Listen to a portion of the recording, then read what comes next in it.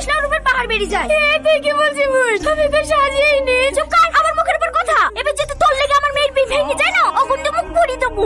Bag থেকে পড়ি তো অন্য মাটাকে খেয়েছে, এখন আমাদের পিছনে লেগেছে। খালামা বাজার করা হয়ে গেছে, এইলেন বাকি টাকা। এই যা টনির সাথে কি ফলগুলো কাটগা। আজ যদি মুখ ধুইছি কপালে কষ্ট হচ্ছে। হ্যাঁ চ মা, তোকে সাজিয়ে দিই কি?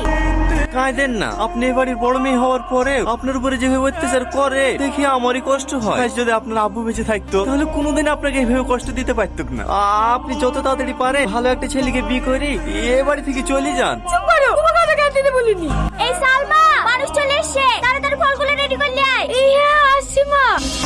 দাঁড়ান আমি তুলে দিচ্ছি। সরি চলছে নাকি? না ঠিক আছে। আব্বা আমি এই মেয়েটাকে বিয়ে করবো। বিয়ে করবে বলে বিয়ে দিতে পারে নাকি? একটা মেয়েকে দেখতে আরেকটা মেয়ের দিকে নজর। আপনার তো চরিত্রই ভালো না, বেরেন বাড়ি থেকে। দিল্লি তো আমার মেয়ের বিয়েটা হয়নি। বিশ্বাস করেন মা, আমার কোনো দোষ নাই। আমি শুধু চাবিটা তুলতে গেছিলাম। চাবি তুলতে গেছিলি না? আর সেরকম ছেলে আছে? ছেলে থাকবে না কেন? ওর থেকে কত ভালো ছেলে আছে। সমস্যা তো হয়েছে আপনার সৎ মেয়ের লেগে।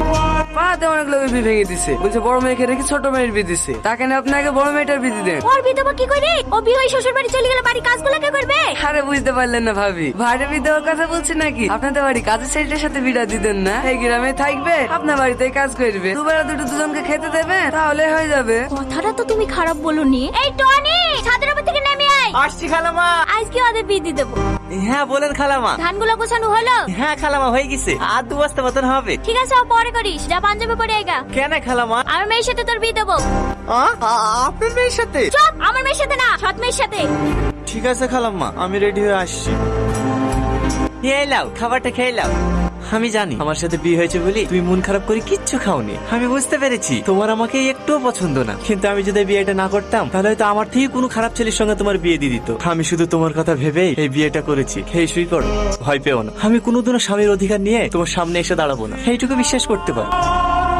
তোমাদের আসতে কোনো অসুবিধা হয়নি তো বাপ? না মা, কোনো অসুবিধা হয়নি। আর আস্তে আস্তে ভেঙে ফেলবা নাকি? ঠিক আছে ভাই। এই ভাই কাকে বলছি? সাহেব বলবি। ঠিক আছে সাহেব। হ্যাঁ, বিয়ের পরে প্রথম শ্বশুর বাড়ি আসলা, আর যতই কাজ থাক এক সপ্তাহের নিচে কিন্তু বাড়ি যেতে দেবো না বাপ। না মা, অতদিন থাকতে পারবো না, সামনে মঙ্গলবারে চলে যেতে হবে। একটা নতুন রাস্তায় টেন্ডার আছে, আমি না গেলে আবার পাস হবে না। তুমি জানো মা, তোমার জামাই সব থেকে বড় কন্ট্রাক্টর। তোমার জামাইয়ের ওখানে বিশাল সম্মান, কেউ স্যার ছাড়া কথাই বলে না। আর আমাদের অশিক্ষিত গুলো আছে, কাকে কি বলি সম্মান দেয় সেটাই জানেন। ওষুধটা খেয়ে কম হলো? হ্যাঁ একটু কম লাগছে। এই লাও, আদাতে চা করে নিয়ে আসনু, খেয়ে লাও, দেখো মাথা ধরেটা কমে যাবে। তুমি একটু আরাম করো, আজকে ও বাড়িতে কাজে যেতে হবে না।